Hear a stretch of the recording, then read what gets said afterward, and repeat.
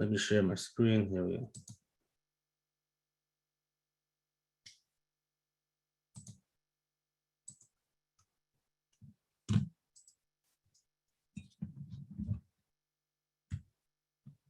So tonight is session number 14, love the self to love others.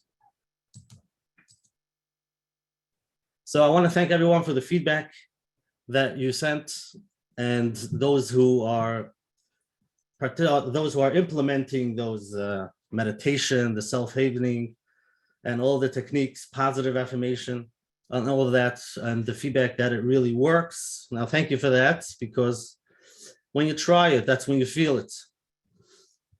So tonight we were discussing a little bit about love, so that we can love others.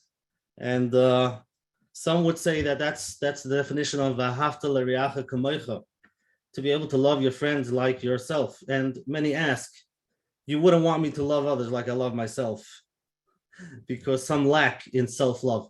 But for those who lack in self-love, it's hard to give over and to love others, and not always are we aware of it. So before we start tonight, let's check in, become mindful. Where am I? Take a deep breath. And let's start on the journey.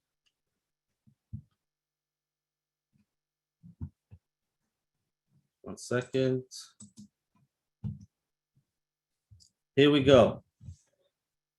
So, discussing self-love, what does it mean? Having a high regard for your own well-being and happiness. Many people are not aware of what's going on inside of themselves. They're always busy with others and looking out what others are doing, what others are thinking, but become aware of yourself, of your own well-being. What do I need? Take care of your own needs and not sacrificing your well-being to please others. Just to become aware of, when you read that and you hear that idea, many people think that that's selfish. Why would I take care of myself? And I'm on this world to take care of other people and to do chesed. And it is beautiful, the idea. But it's not going to last too long, number one, because you get burnt out. Number two is, if you really want to give, you first have to learn how to apply it to yourself. And like we mentioned before, to really give over, to really give to others, you have to understand it. And to really understand it, it all starts with ourselves, how we accept it. And like we mentioned in Sunday night, the struggling teens, or any relationship that you want to have, you want to be able to connect, you want them to feel understood. The only way that they'll accept what you're telling them, you as their adult, the parent or the teacher, if you want them to accept, then they have to feel that you understand them. I mentioned the story that the experienced teacher would tell me that after 2 days, he gets his class. He understands exactly what each kid needs, their nature, and understands how to deal with them, which is beautiful. But I tell them, you have to take it to the next level, the next step. The next step, it's not enough that you understand them.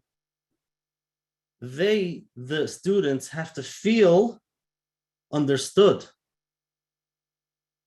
Now that's not an easy one. You might be the smart teacher, smart parent, or whatever, and you see what they need and you understand the child. But the child itself, does the child feel understood? So that could be hard, and that's really what we're discussing. And while we discuss this, you might look back and see how our parents, how we grew up. And again, we're not here to point fingers. It's just the awareness. Everybody's doing their best, but just to become aware of how we grew up, how our parents grew up, where we're coming from. There is a lot of emotional neglect simply from war survivors, children and grandchildren, which very important just to become aware, because that's step number one. And figuring out what self-love looks like for you as an individual is an important part of your mental health. It makes a lot of a difference for many people who are having a hard time figuring out what's going on with them, why they feel what they feel. To become aware of who they are and what they lack can help with a person's mental health. These are some ideas that we need to become aware of so that we could start tuning in to ourselves, so that you can believe in yourself and believe that you deserve. Number one is not to compare to others, which a lot of people are busy with, looking around and seeing what's everybody else doing. Either they follow, or I need to make sure that I live up to other people. Comparing, and if I don't, then I'm pretty worthless. So I better do a good job. Number two is not to worry what the opinions. What are they going to say? Many people are busy thinking, what are they going to say? What's other people? What's the world going to say? An example is, let's say it comes up by shidduchim for your kids, and you're looking out for that best, so that when people find out who is what was the shidduch, your daughter, your son, to who, so you have to make sure that other people are happy, because if they don't approve, where's my self-worth? So basically, my self-worth depends on other people. But why would you want to do that? Why don't forget what the main part of it here is. People talk about it maybe for a day or two, but the main thing is you want your kid to be happy. So just make sure that there's no major difference between what you're looking for, what you think the world will approve, and your kid. Number three is allow yourself to make mistakes. What happens when someone makes a mistake? If my self-worth depends on when I do things perfect, so when there are mistakes, then my self-worth goes all the way down. So I can't make mistakes. What happens if I can't let myself make mistakes? I stay where I am. I'm not trying new things. I'm not going to go out there and do anything new and grow, because growing is doing new things. And new things, the first few times you might make mistakes. Are you worth something with mistakes? Well, it's a good question to become aware of that. Number four is not to be afraid what other people, of toxic people. Now, for those who are in a toxic relationship, it's a struggle, but becoming aware is very important, because what's going to happen if I let go? Who am I? Who am I going to be? As of now, you might be busy with the relationship and trying to fix and to see what can change, and you're maybe busy complaining, but that gives you the life. That's what your life is all about. If I let go, everything stops. And then who am I? Loving myself is what I need to be able to do all of these things. Number five is to process your fears, becoming aware of our fears. And for those who are here with us on this journey, becoming aware of the negatives. Nothing happens. That doesn't mean that you're worthless. And number six, trust yourself to make good decisions for yourself, to make a decision. Decision-making can be hard for many, because that means I have to decide. I don't even know what I want. And even if I do know, I don't want to try it out because I'm not sure. And what if it doesn't work? And all of that is connected to myself. And if that's what happens, then very scary to let go.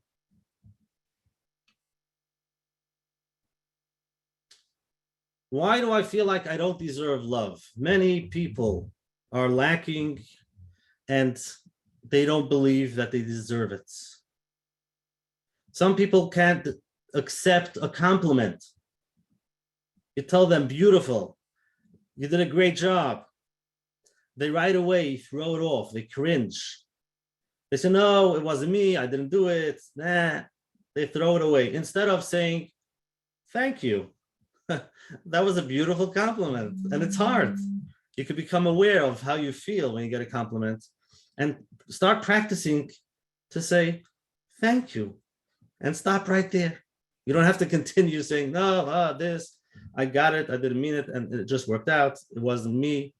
Just say thank you and feel it. For some, it's awkward, but that's the feeling. Just say thank you. I appreciate it. So the question is, why do so many feel that they don't deserve love? Deep down, we all want to be loved, share love, or experience love. And if it's hard for you to define what love, like we mentioned before, let's say it's just a healthy connection, connect to yourself, to others in a healthy way. So it could be for many reasons. It could be a family history. Now, it could be people went through whatever it is. And if you stop for a moment to think of how you grew up, again, we're not here to point fingers, just to become aware of positives and negatives from your childhood. There might be traumatic events that you're aware of, or it could be emotional neglect, which is not a specific trauma. In other words, many people had a beautiful upbringing, but there wasn't much connection. You don't have someone to talk to. There's no real specific trauma that you can identify, and that's really much harder for those who go to a therapist. If you come in with a real traumatic event, so they know how to deal with it, they know what's going on, you can talk about it, and you can heal faster. But then there are those who say, nothing happened. I was fine, everything was good. But if you go back, you become aware of those small things that maybe they said, don't complain, or that you didn't have a place where you can voice your opinion, or whatever it was, those small things. And what happens is, that's the fight and flight. Some kids act out because they're not getting what they need. And there are others who make a decision subconsciously that they'll just be a good kid. Much easier that way, because it's too painful, the ups and downs. So just be a good kid. So you basically, I call it shut down, you follow, and it looks like you're good to go, but really there's no individual. You're losing that self-love if you don't have that connection. It could be a past relationship that didn't work out, and what the messages that you tell yourself about it. And that's where we get all the limited beliefs, our self-beliefs. Like we mentioned, we're all born as a baby, fresh, and everything is fine and dandy. If we have certain beliefs about our environment, about ourselves, it must have happened somewhere. We picked it up. We pick it up somewhere. Now there are positive things we pick up, and there are negative beliefs that we pick up. But become aware that it's something that we picked up. And that's where you can start questioning a belief that you have. You can always question, where did I pick it up from? And slowly we can go to the healing. But basically, these are the ideas. And it could be more, but just a few ideas of why some people just don't believe that they deserve love, deserve that they're worthy no matter what, not depending on what they do, just by being. From these ideas, whether it's from teachers, parents, whatever beliefs we picked up.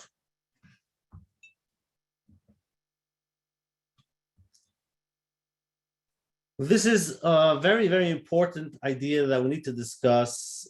This is from Brene Brown. She's a shame researcher. Now, imagine she spent years and years to figure out many, many people have a deep, deep down shame about themselves.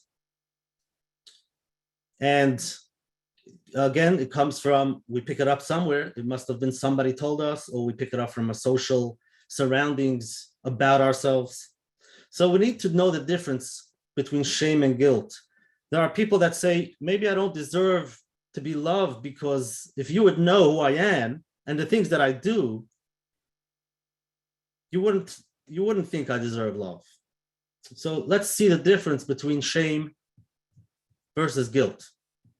So she writes, I define shame as the intensely painful feeling or experience of believing that we are flawed and therefore unworthy of love and belonging. Something we've experienced, done, or failed to do makes us unworthy of connection. So shame is basically what somebody did, something that you did or something that you should have done and you didn't do. So your self-worth is connected to those things. We'll take an example of a kid in a classroom. If they perform and they get 100 on their test, then they are worthy. However, if they don't, and even if they don't behave or they don't get a good mark on the test, so what happens is they sometimes can call it unworthy. That means I am a failure. So that's shame. That's saying it on yourself that I am dependent on that. And if I don't do what I need to do, then I am a failure. Versus guilt is I believe that guilt is adaptive and helpful. It's holding something we've done or failed to do up against our values and feeling psychological discomforts. So again, we might look back or something that we did and feel guilty about it, which is okay, because if you feel guilty, that means it doesn't align with your values. You would want to do something different. Okay, so we're going to learn. That doesn't mean that you're a failure. You might have done something that you didn't want to do or didn't work out, but that doesn't define you. But if you define yourself based on those things, then it becomes shame. That deep down, you look at yourself as a failure. And like we discussed last week, 2 weeks ago, the thought that we have, and we were learning how to disconnect ourselves of those thoughts to realize that it's only a thought. Instead of saying I am wrong, to say I did something wrong, or I failed versus I'm a failure. So what is that thought? And to be able to disconnect from yourself, so you don't feel that thought, to be able to put it on the table and say, I am thinking that thought. But over here, we're saying to change the thought, not that I am a failure. I failed, or I tried to do something, it didn't work out. That doesn't define me. I am fine the way I am now, not depending on what my life looks like. And it's not an easy one. We all have inside of us that inner child. When we were very young, and it was shaped based on the messages that we got. And we need to become aware of that inner child. But if we can come to a place that I am fine, what's going on in my life doesn't define me, my bank account doesn't define me, I'm okay, I'm enough, I am good. It's a journey, but when we get there, that really brings you to a place of inner peace, that you don't need to perform just to feel good about yourself. That doesn't mean you don't want to perform, but it comes from a healthier place. If the only reason why you're performing, doing the things that you're doing during the day, is because if not, I'm a failure, then at the end of the day, you feel very, very degraded. You feel exhausted. However, if you're okay with who you are, no matter where you are, and you want to do things during the day, you want to be productive, coming from a healthy place. So we need to become aware of our inner child, how it feels, how it thinks, and slowly heal it. One idea is to spend some time with your inner child, sit and talk to your little self. If this is the first time you hear this, it might sound a little funny. Till now, we've mentioned to spend 5 minutes doing nothing, but find some time where you can spend time with your inner self. Imagine sitting down in a quiet place, sit down in a quiet place, and imagine sitting next to you is that little child, 5-year-old, 7-year-old, and spend some time. Encourage it. Tell it, I'm here for you. You're lovable. You're smart. The first time you say it, you might not accept it, but you act as the adult. And what would you as an adult tell the child? He needs to hear it from you. Here on the right side of some things that come up when you spend time with our inner child. And it might not happen right away, but some people become aware of that anger, of unmet needs, abandonment or rejection, things that happened, insecurity, vulnerability, the feelings of guilt and shame of things that happened when we were young, or you might feel guilty about certain things. You might feel the shame that we discussed. You might feel anxious, and that's the reason why people have a hard time stopping and being with yourself, spending time with yourself, because these are the things that are going to come up.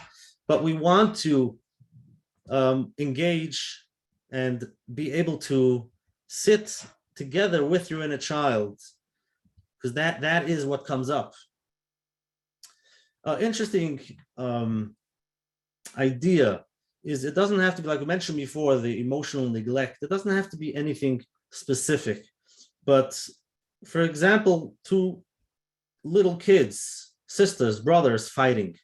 If you have one that's more aggressive, more, you can hear their voice, and one always screams at the other that you're crazy, and the other one doesn't know how to answer. If they answer back, it's, at least they're defending themselves. But the other one stays quiet, takes it in.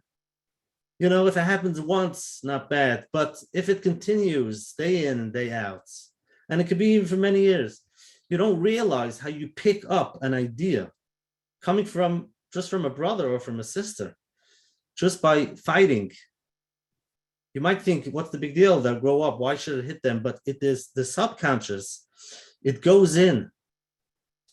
So looking back at your childhood, just come up with some memories. And I hope you have some positive memories and some negatives. You can write them down. Start spending a few minutes with that inner child. You can journal. You can write down. You can write a letter to that inner child. You can write the memories that come up. You can write like you're talking to the inner child. The bottom line, when needs for love, recognition, praise, and other types of emotional support go unmet in childhood, the trauma that results can last well into your adult life. But it's never too late to heal. By learning to nurture your inner child, you can validate these needs, learn to express emotions in a healthy way, and increase self-compassion and self-love. No matter where you are, no matter what's going on, you can hold your own hands and give it to yourself what you need.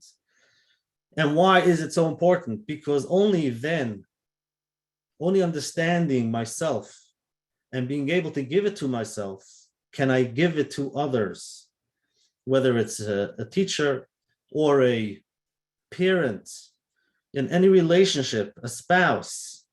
We first need to become aware of ourselves, of our inner child, how we accept these things, how we relate, and those buttons that it pushes, so that we can give for others, understand others, and make that other feel understood. One more thing before we go to a little bit of self-love affirmation is that we need to remember that we live in a world of solutions, solution-oriented. When somebody comes to you with a problem and you go to the solution right away, the first message they get is, you don't understand me.